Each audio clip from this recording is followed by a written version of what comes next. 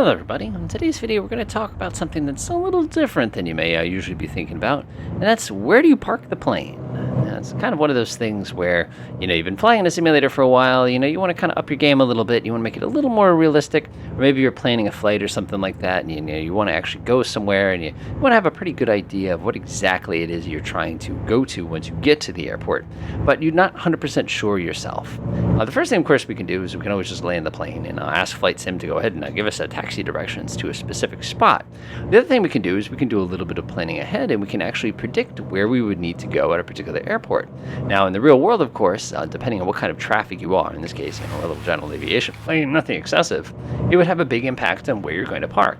So what I'm going to do is I'm going to go ahead and pop our plane down here on the end of the runway. It's a big old number 29er there.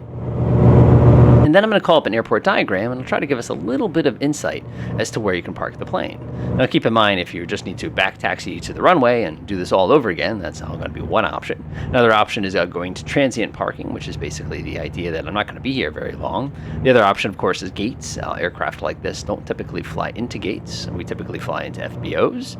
And of course, your other options, depending exactly what you need to do, could have a big impact on where we're going to go down. There we go. Nice. Let's go ahead and stop the plane. Don't stop the plane on another runway, by the way. That's bad form. Bad form. All right. So, of course, normally they would call you and say, hey, where are you parking? But at this point, like I said, we'll go figure out what we need to do. All right. Let's go ahead and call up SkyVector and see what we can figure out here. All right. We're currently in Portland, Maine. Let's go ahead and open up the airport diagram. That's going to be the thing that we're going to need to take a look at. And let's see if we can figure anything out here. Okay, so this is a pretty solid, pretty typical airport diagram. Not a lot of excitement, nothing too weird here. What do we know? The first thing we know is we have this big one called a cargo apron. We have something called North Apron. We have a fire station. We have an FBO. We have another FBO. 2 more aprons. We have a terminal airport as well. So where are we going to park? Well, let's kind of work backwards. First things first, are we cargo? No, we're a little small for cargo. So chances are we're not going to FedEx or we're not going to customs. Now, if we're flying out of Canada or something like that, we would go over to customs, in which case, request a taxi to customs, and they meet us there. Now, let's say we want to go ahead and park, do some exploring. This is Maine, it's vacation land, kind of a thing like that. Where do we park? Well, we're certainly not going to be parking at the terminal, which leaves us with these 2 options, the FBOs and their respective aprons. Aprons are usually associated with a specific location, whether or not it's going to be a hangar, that basically everything. See how this one's cargo apron and everybody's cargo over here. These 2 aprons here are dedicated to the actual locations that you have here. So in this case, we now have 2 FBO possibilities here.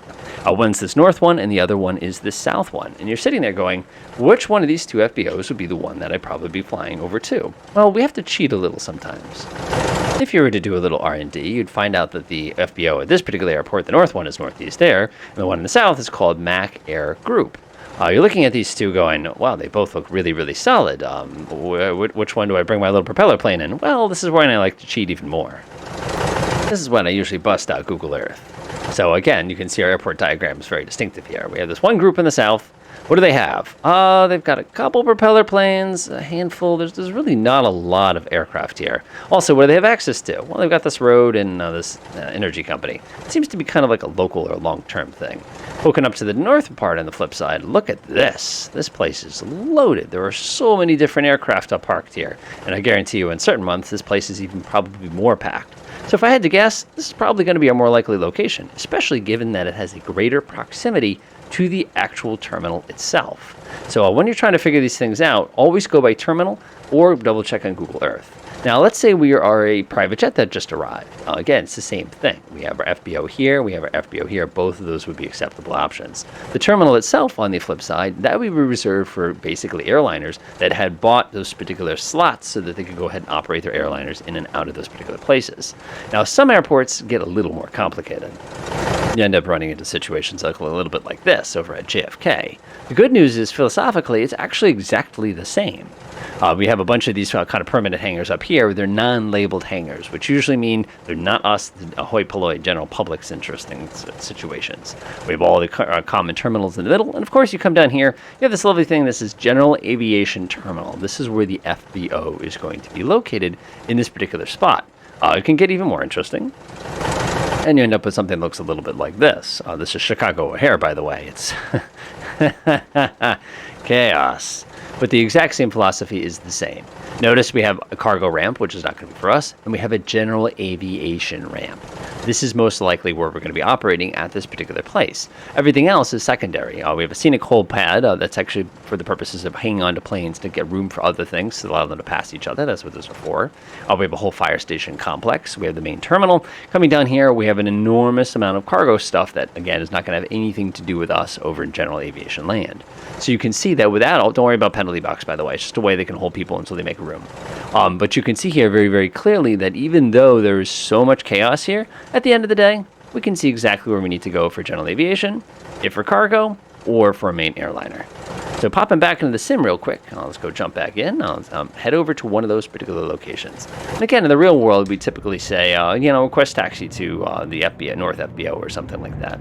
In which case, they call us back and say, taxi to XYZ via XYZ. In this case, it looks like our particular one is going to be Alpha, which is actually not true. I believe in the real world, it's Charlie, not Alpha.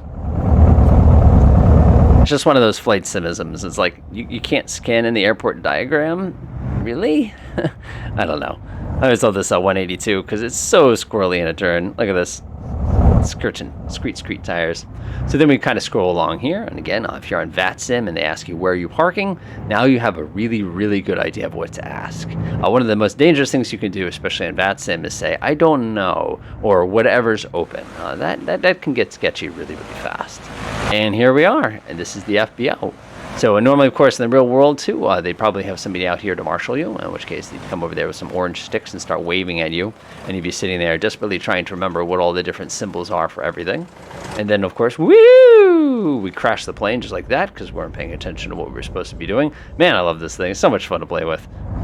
And then, of course, they'd marshal you, they wave their hands, you find yourself a spot, you'd stop the helicopter or the airplane or whatever you arrived in that particular day. Oh, I just broke my wing off when I took that turn too. And not bad, not bad. And we're set. So as you can see, it's a relatively straightforward process. It's just a matter of taking a look at the diagram, figuring out what you're needed for that particular spot and going at it. But other than that, enjoy.